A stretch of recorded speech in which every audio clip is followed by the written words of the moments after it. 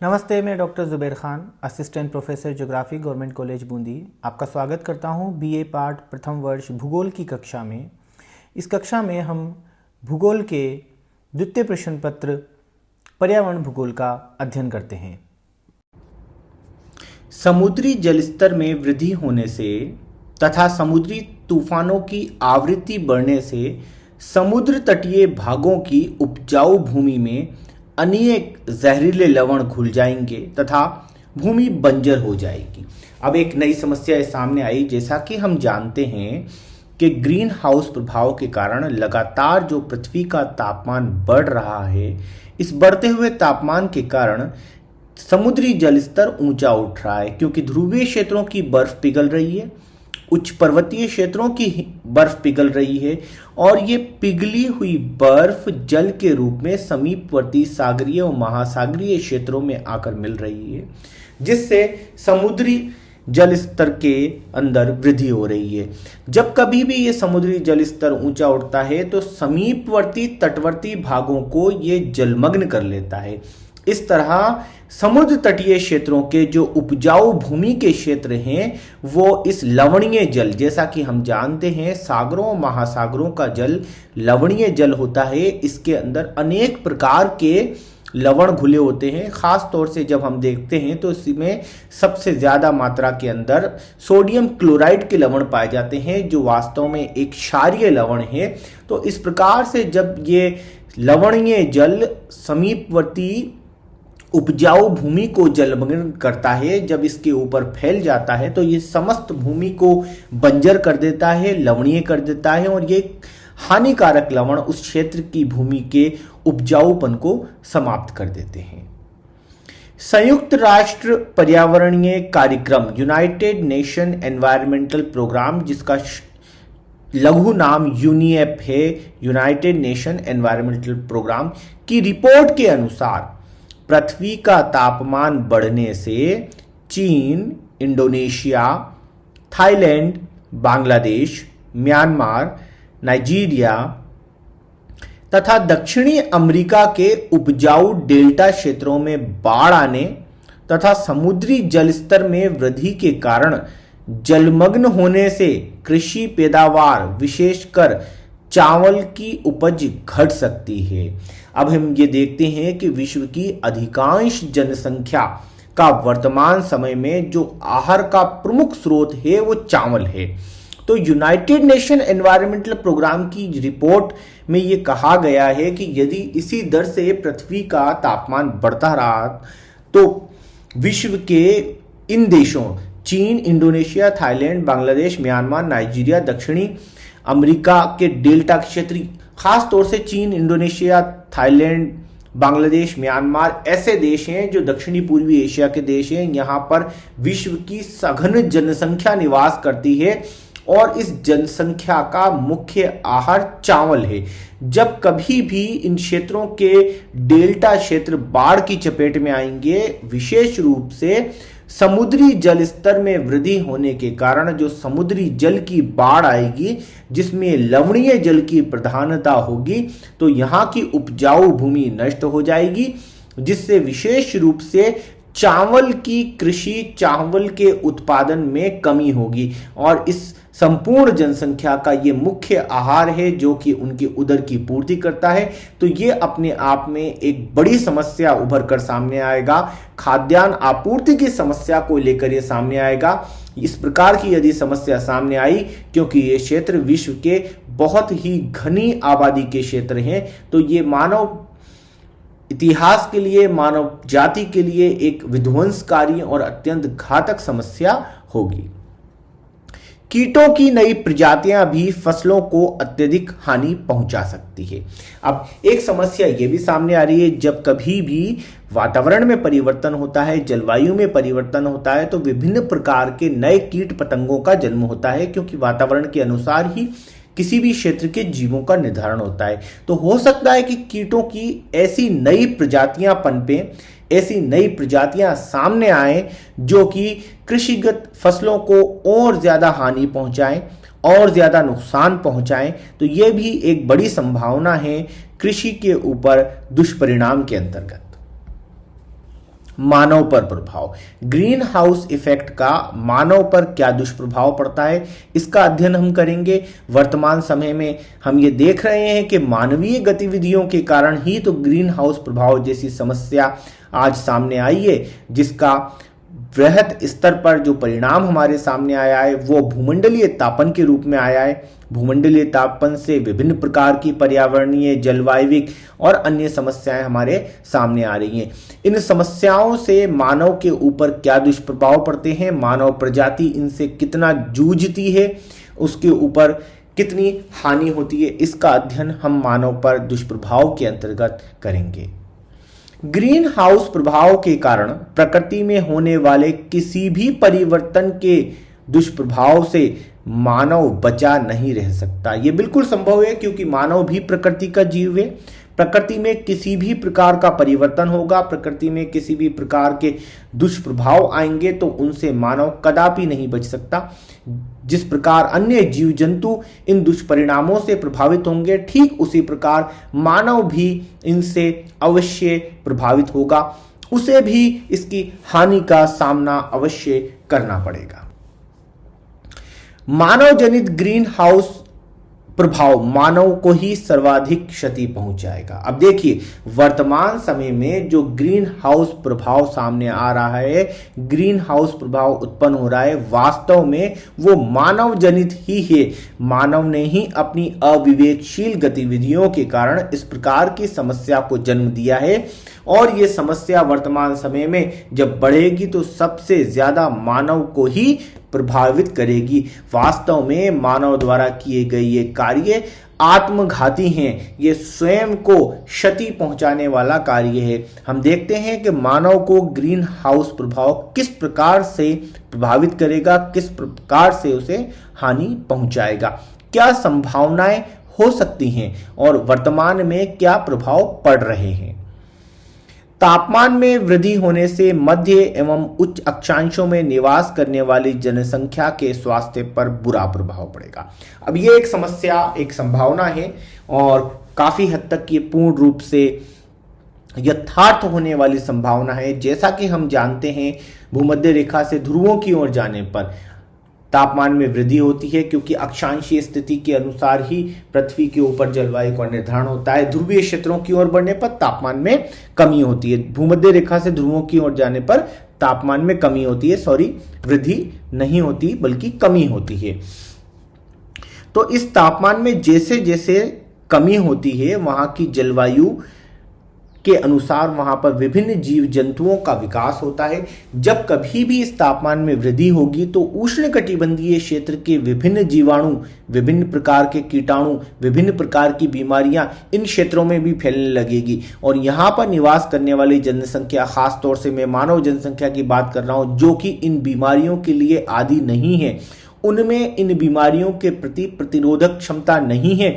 जब कभी भी इन क्षेत्रों की बीमारियां इन उच्च अक्षांशीय क्षेत्रों में पहुंचेंगी तो यहां पर अचानक फैलने वाली बीमारी कभी भी वृहत रूप से महामारी का रूप ले सकती है, जिससे यहां निवासित जनसंख्या का जीवन एकदम से खतरे में पड़ सकता है। तो यह भी एक बहुत ही घातक संभावना है और निश्चित रूप से यह संभावना ना होकर यथार्थ का रूप अवश्य ले सकती है।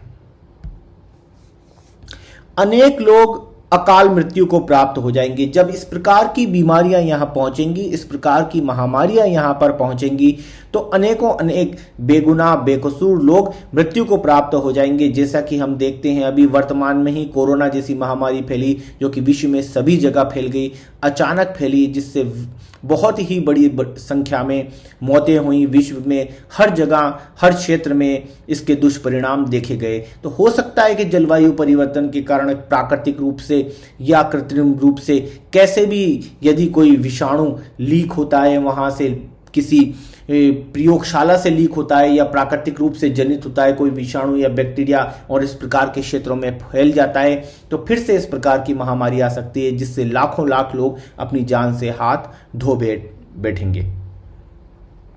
संयुक्त राष्ट्र विश्व मौसम संगठन की 1996 की रिपोर्ट के अनुसार असामान्य गर्मी के कारण 1995 में उत्तरी अमेरिका में 10,000 लोगों की जानें गई थी।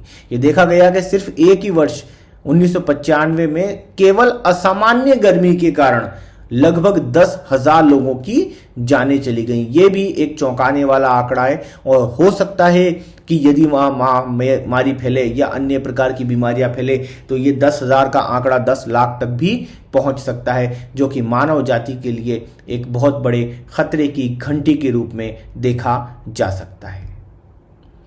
भविष्य में समुद्री तूफानों की संख्या में वृद्धि, बाढ़, अकाल, भूखमरी आदि कारणों से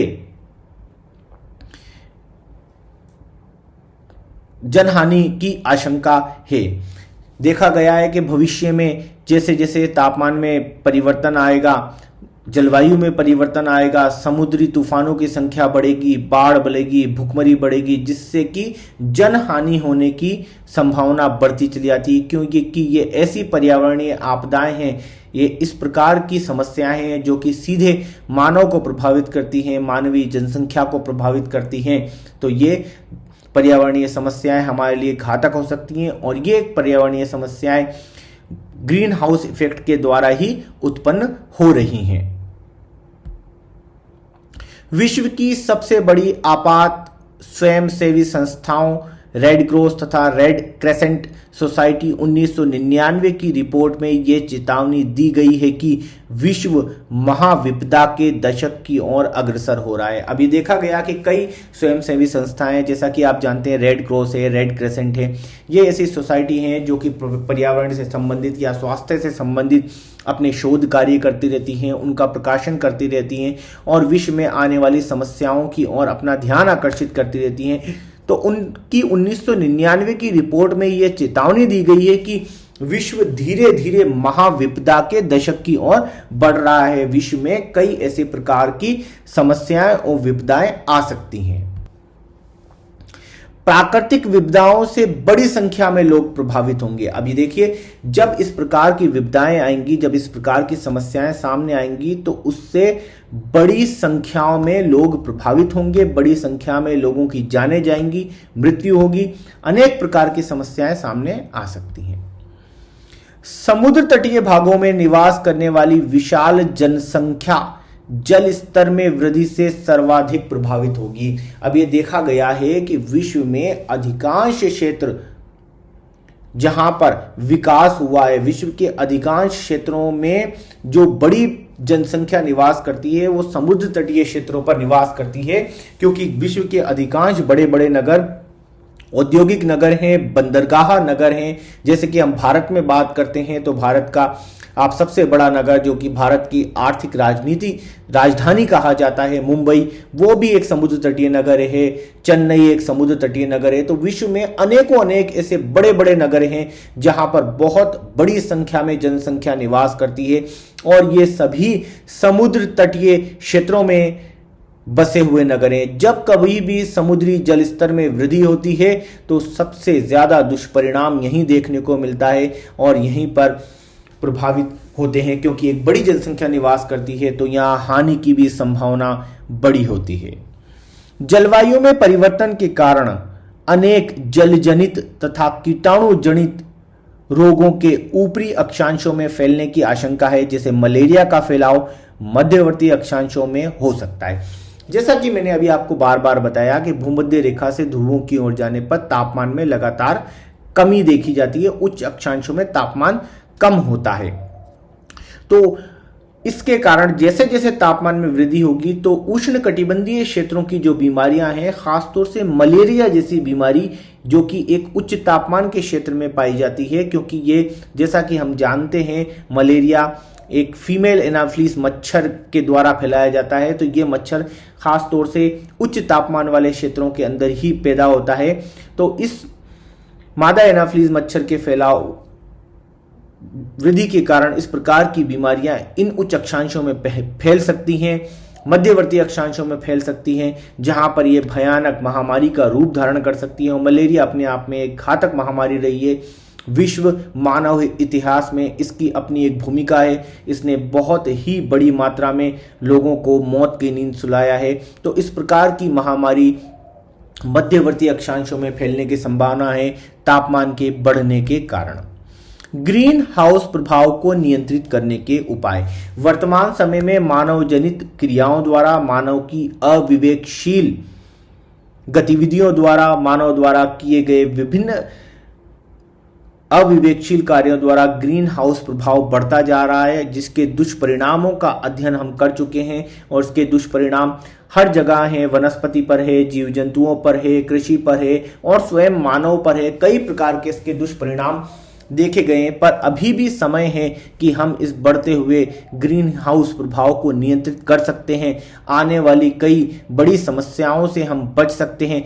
ग्रीन हाउस इफेक्ट से समस्त परिवृत्ति प्रभावित हो रही है, ऐसा कोई नहीं है जो इससे अछूता है, क्योंकि ये संपूर्ण प्रकृति को प्रभावित कर रहा है और मानव सहित प्रत्येक जीव प्रकृति का जीव है जो कि इससे प्रभावित हो रहा है। तो ये एक भूमंडलीय समस्या है जिसका निराकरण और जिसकी रोकथाम करना प्रत्येक व्यक्ति का दायित्व बनता है।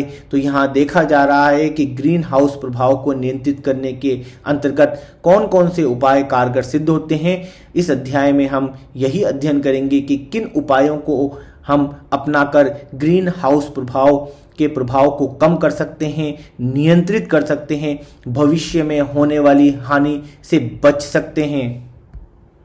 ग्रीन हाउस प्रभाव के कारण मात्र मानव जाति के लिए ही नहीं अपितु संपूर्ण जीवमंडल के लिए खतरा उत्पन्न हो गया है। जैसा कि हम जानते हैं कि ग्रीन हाउस प्रभाव वास्तव में ग्लोबल वार्मिंग के लिए उत्तरदायी है और ग्लोबल वार्मिंग से केवल एक क्षेत्र मात्र प्रभावित नहीं होता, अपितु संपूर्ण जीवमंडल प्रभावित होता है और मानव भी इस जीवमंडल का ही एक भाग है। जीवमंडल से तात्पर्य है पृथ्वी के तीनों मंडल, स्थल मंडल, जलमंडल, वायुमंडल का वह क्षेत्र जहां पर जीव रहता है, जहां पर जीवन मिलता है, उसे जीवमंडल कहा जाता है। तो इस प्रभाव के कारण, इस समस्या के कारण संपूर्ण जीवमंडल प्रभावित हो रहा है, संपूर्ण जीवमंडल के ऊपर खतरा फैल रहा है।